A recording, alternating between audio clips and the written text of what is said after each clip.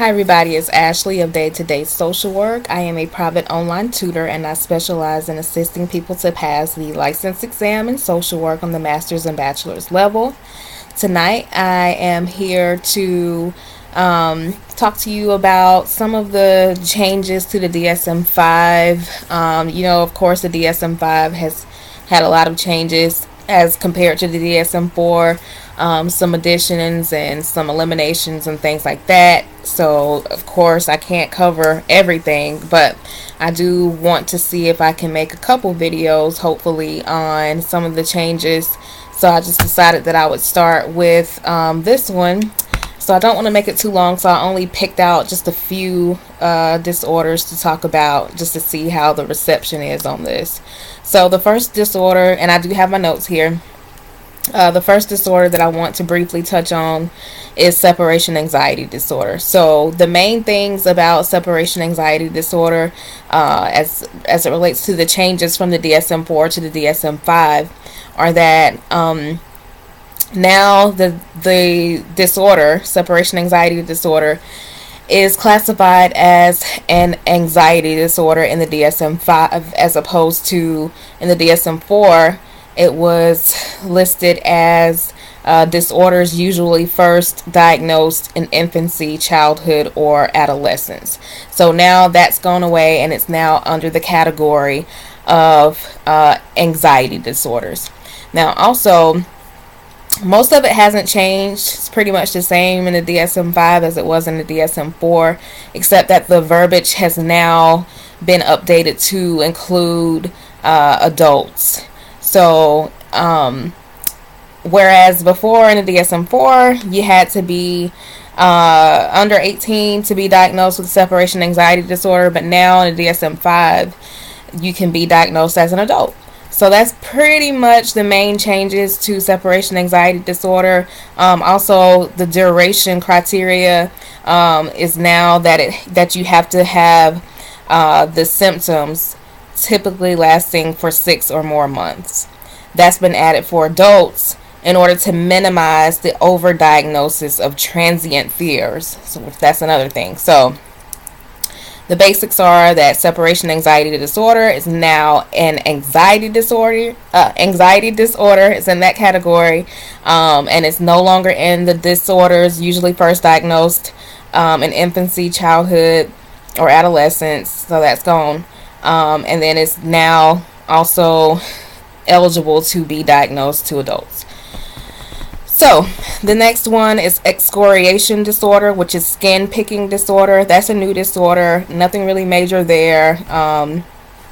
Just wanted to mention that that's in there now.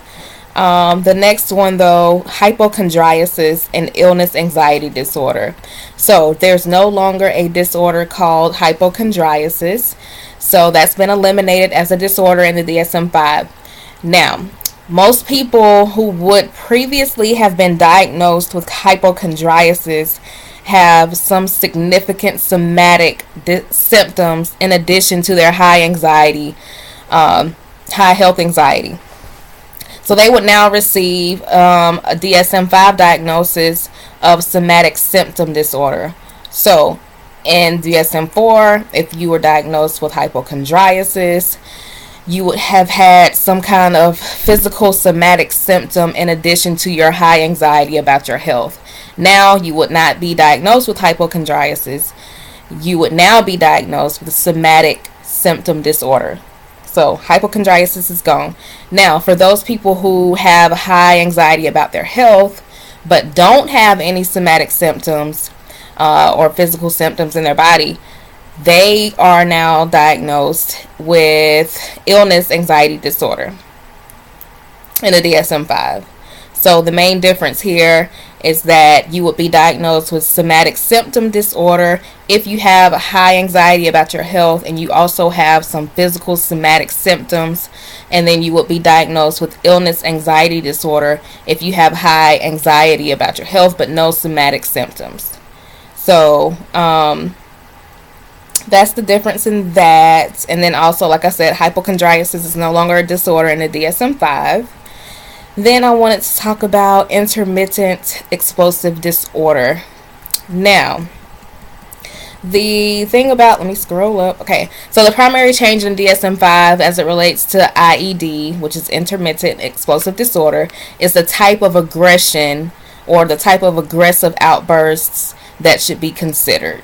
So in the DSM-4, physical aggression was required for the diagnosis, whereas in the DSM-5, now you could have verbal aggression and non-destructive, non-injurious physical aggression also to meet the criteria. So, again, you could be physically aggressive, verbally aggressive, and also have non-destructive, non-injurious physical aggression, which means you're not destroying things and injuring yourself or other people, but just having physical aggression.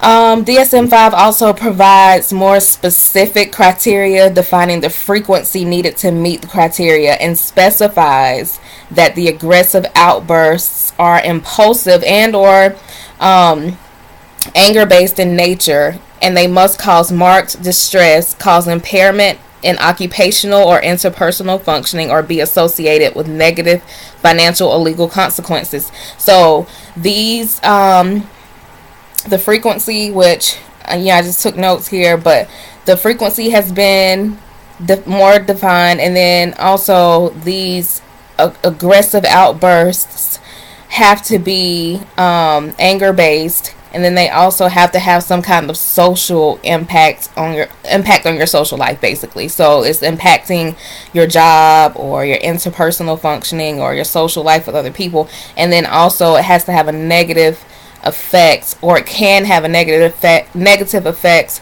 on your finances and your legal life.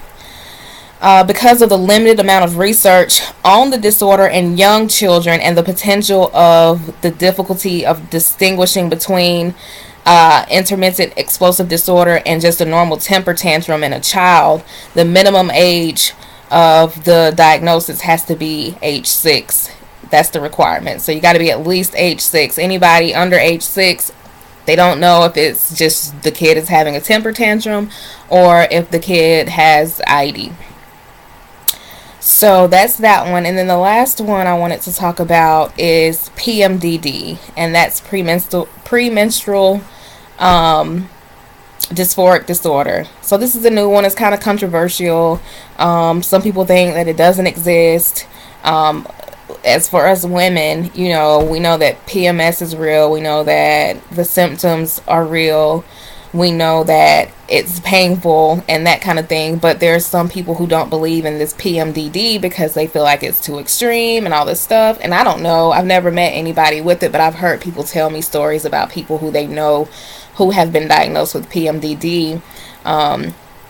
Actually, one of my colleagues has told me about her child having this disorder, but I want to be a little bit more thorough with this one just because it's a little more it's new and it's a little more detailed, so I want to make sure that you understand it in case you come across it on the exam or in any other place. And again, this is all this can be found in the DSM-5, and you really need to know the DSM-5 for the exam because a lot of people were taught with the DSM-4 and they're not really familiar with the DSM-5. But anyway, so I'm going to read this one pretty much from the book just so you can be cognizant of what it really is. So the DSM-5 established 4 research criteria for the diagnosis of PMDD. So the first one is that in most menstrual cycles during the past year, at least 5 of the following 11 symptoms, including at least one of the first 4, were present. So that's important to wrap your mind around that. So in most menstrual cycles, so on average you have about 12 cycles a year. So most of those I would say would be like 6 or 7. I don't know, they don't give an exact number, they just say most. So you have to have at least 5 of the following 11 symptoms with at least one of the first 4 present. So they list them off here, and you have markedly depressed mood, feelings of hopelessness, or Bad thoughts about yourself. You have marked anxiety, tension, feelings of being keyed up or on edge. You have feelings of suddenly being sad or tearful or experiencing increased sensitivity to being rejected. You have persistent and marked anger or irritability or increased interpersonal conflicts. You have a decreased interest in usual activities like work, school, friends, and hobbies. Your subjective sense of difficulty in concentrating, you're lethargic, easily tired, or you have a marked lack of energy. You have a marked change in appetite, overeating, or specific food cravings. You have hypersomnia or insomnia. You have a subjective sense of being overwhelmed or out of control. And then any other physical symptoms such as breast tenderness or swelling, headaches, joint or muscle pain, or a sensation of bloating or weight gain.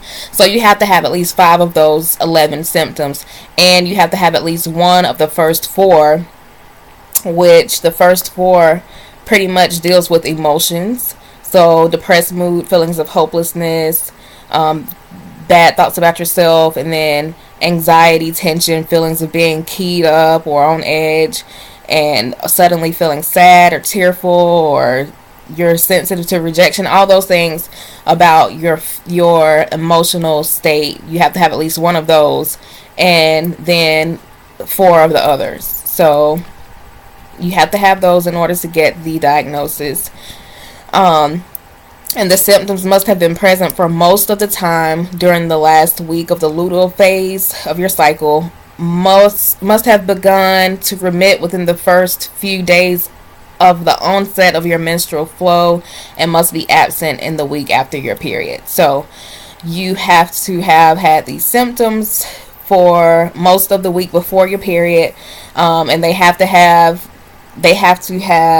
begun to stop or fade away, the symptoms, within the first few days of your period actually flowing, and then they have to be gone in the week after your period is gone. Then criteria B is that the symptoms must be severe enough to interfere significantly with social, occupational, sexual, or scholastic functioning. So this has to have some kind of impact on your social life, your job, your sexual relationships with your significant other or partners or whatever, and your scholastic functioning, which is education and things like that. Criterion C is that the symptoms must be discretely related to the menstrual cycle and must not merely represent an exacerbation of the symptoms of another disorder, such as major depressive disorder, panic disorder, dysthymic disorder, or personality disorder, although the symptoms may be superimposed on those of any of these disorders. So you can't have these symptoms, have to be specifically for this diagnosis, and they can't be better explained by having major depressive disorder or panic disorder or some other disorder where it fits better, the symptoms fit better for those other disorders. Criterion D is that criteria A, B, and C must be confirmed by prospective daily ratings during at least 2 consecutive symptomatic menstrual cycles. So you can't be in January and have these symptoms, and then all the way in June you have these symptoms again. They're saying that all this must be confirmed by prospective daily ratings during at least 2 consecutive symptomatic menstrual cycles. So it needs to be January, February, or November, December. 2 consecutive symptomatic menstrual cycles.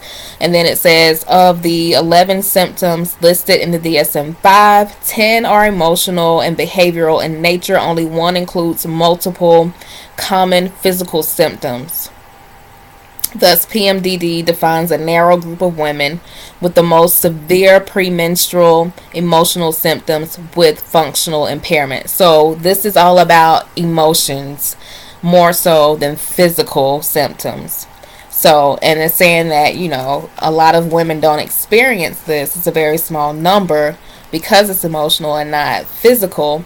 And I guess the one symptom that they are talking about where it's physical is just that last one. Other physical symptoms such as breast tenderness or swelling, headaches, joint or muscle pain, a sensation of bloating or weight gain. So, again, it's controversial. People are trying to get it taken out of the DSM-5 just because they don't believe that it's an actual disorder and that kind of thing. So, I don't know. But anyway, so I just wanted to come by and make a quick update on that. If this video has been helpful for you, let me know, and then I could look through some of the other changes and potentially make another video on the changes to the DSM-5. Again, it won't be anything so detailed, but just to give you an overview of some of the changes. So, again, I'm Ashley of Day to Day Social Work. You can find me online at daytodaysocialwork.wix.com/my site. You can also find me on YouTube, of course, at Day to Day Social Work. And then, please like, subscribe, and share this video with your friends and colleagues. And of course, I offer tutoring. Make sure you check out my updated tutoring video that I just made last week, because it has some very detailed, important updates and information. So until next time, I'll see you later.